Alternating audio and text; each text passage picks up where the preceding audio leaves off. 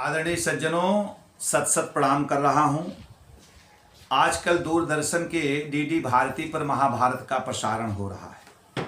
बहुत सारे प्रबुद्ध लोग यह कह रहे हैं कि महाभारत को देखना नहीं चाहिए, महाभारत की पुस्तक को घर में नहीं रखना चाहिए। आज मेरे मन में आया कि जो यह मिथ्या प्रलाप समाज में चल रहा है, जो एक कूटनीतिक षड्यंत्र का प्रभाव है और ऐसा लांछन महाभारत पर लग गया है, इससे आप लोगों को जानकारी कराएं कि यह एकदम असत्य और झूठा है। थोड़ा सा महाभारत का जब आप अध्ययन करें तो आप जानते होंगे कि महाभारत ही एक दुनिया का ग्रंथ है जिसके विस्तार को देख करके साहित्य मुकुटमणि की उपाधि महाभारत को दी गई। महाभारत का पहले का नाम जय था, जिसमें 8,800 श्लोक थे। बाद में इसका नाम महाभारत पड़ा और इसमें 24,000 श्लोक आ गए। फिर जब ये महाभारत हुआ तो इसमें 1,10,000 से लेकर के 1,40,000 श्लोक हैं। आप जानते हैं कि महाभारत के तत्कालीन राज्यतंत्रों द्वारिकापुरी नगरी, इंद्रप्रस्थ आदि का अब नासा द्वारा और कार्बन डेटिंग मेथड द्वारा अध्ययन किया जा चुका है और ये सारे नगर प्रमाणित हो चुके हैं और सारी घटनाएं प्रमाणित हो चुकी हैं। उसके बाद भी महाभारत जैसे ग्रंथ को लोगों को पढ़ने से वंचित कर दिया गया। इसके पीछे मैं आज आपको बता दूं, महाभारत का जो विस्तार था, महाभारत के वह विस्तार देखते हुए दुनिया की जो सबसे बड़ी रचनाएं इलियड और ओडिसी थी और बाइबल थी, उनकी तुलना में महाभारत से की जाए तो ये रचनाएं महाभारत के सामने बहुत छोटी, बड़ी तुच्छ शब्द तो नहीं कहूँगा लेकिन उपयुक्त नहीं होती, क्योंकि महाभारत 18 पर्व हैं, 18 खंड हैं और 18 खंडों में महाभारत होने से स्थिति यह है कि 18 प्रकार की जो विभिन्न घटनाएं हैं उनका सारा वर्णन है। मानव जीवन को सम्मान पूर्वक जीने के लिए महाभारत में आदि पर्व, सभा पर्व, वन पर्व, विराट पर्व, उद्योग पर्व, भीष्म पर्व, द्रोण पर्व, कर्ण पर्व, शल्य पर्व, सौप्तिक पर्व, स्त्री पर्व, सती पर्व, अनुशासन पर्व, अश्वमेध पर्व, आश्रम वासिक पर्व, मौसल पर्व, महाप्रस्थानिक पर्व, स्वर्गारोहण पर्व। और आपको जानकर आश्चर्य होगा किसका परिशिष्ट है। इसके अपेंडिक्स में हरिवंश पुराण जो है, इसके अपेंडिक्स में हरिवंश पुराण है। हमारे उपनिवेश के शासकों को यह बात बहुत अच्छी तरह से समझ में आ गई थी। उन्होंने तत्कालीन कुछ विद्वानों की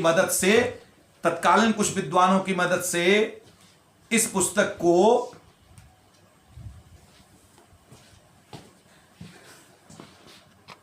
सज्जनों, मैं यह बताना चाह रहा था कि जो 18 पर्व महाभारत में हैं, यह 18 पर्व मानव जीवन जीने की कला है। एक हाड़ मांस का लोथड़ा जब जन्म लेता है और अंतिम संस्कार तक किस प्रकार उसकी जीवन यात्रा चलती है और कैसे करनी चाहिए, महाभारत में इसके सम्यक ज्ञान की व्यवस्था है। घर में किस प्रकार रहना चाहिए, किस प्रकार व्यूह रचना करनी चाहिए, शत्रुओं से कैसे निपटना चाहिए, कौन शत्रु है कौन मित्र है इसकी पहचान कैसे हो, किस प्रकार कुशल रणनीतिक तौर पर युद्ध संचालन किया जाए, कैसे एक पूर्ण स्वस्थ देश और नागरिक बनाया जाए।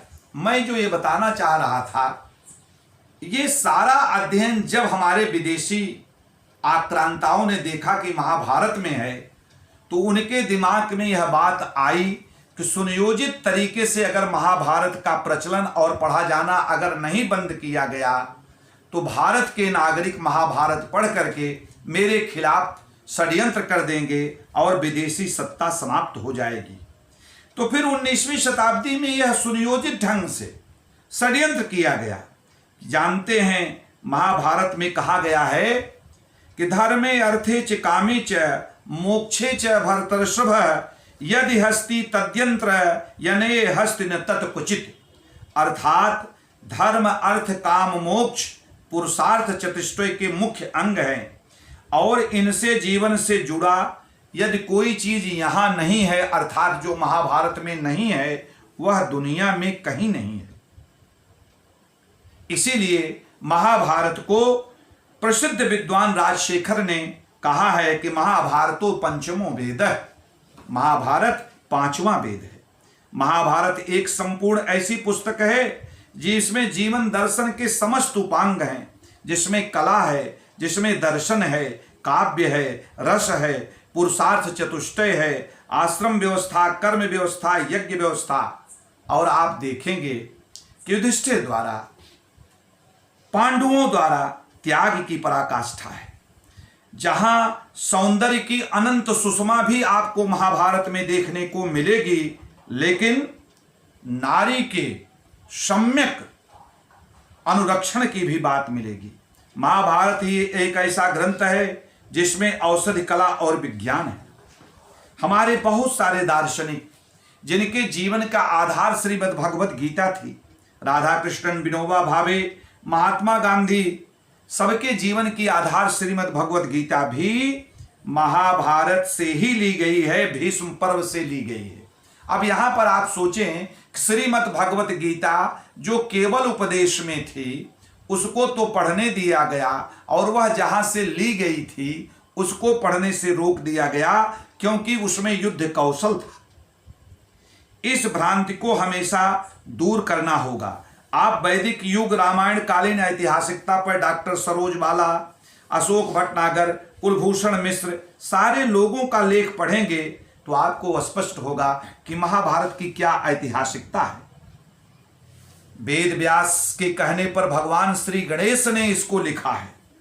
यह पंचम वेद है और इसका प्रसारण जो चल रहा है, इसे आप अवश्य देखें और महाभारत को पढ़ें। यह छल छद्म और कूटनीतिक जो अनुशंसा करके, कूट रचित व्यूह रचना बना करके कुछ तथाकथित विद्वानों और विदेशियों द्वारा की गई थी, इस भ्रांति से आप निकलें। किसी भी शास्त्र में कहीं भी महाभारत को पढ़ने से वंचित किसी को नहीं किया गया है। यह जाति धर्म का समन्वय करता है, ऊंच नीच की भावना को समाप्त करता है, भारत में मानवता को प्रतिस्थापित करता है और शत्रुओं से रक्षा का पूरा उपाय बताता है। इसी से डर करके इस पुस्तक की महत्ता को, क्योंकि दुनिया की सबसे बड़ी पुस्तक है, इसे रोका गया था। आशा है आप हमारे इस वीडियो से निश्चित रूप से महाभारत पढ़ेंगे और दूरदर्शन पर चल रहे महाभारत को देखेंगे। बहुत बहुत धन्यवाद। YouTube पर हमारा जो चैनल है प्रोफेसर आर्यन त्रिपाठी BHU, उसको आप लाइक करें, उसको सब्सक्राइब करें। आपको बहुत सारी सूचनाएं, ऐसी जानकारियां मिलती रहेंगी। पुनः आप सबको प्रणाम करता हूं।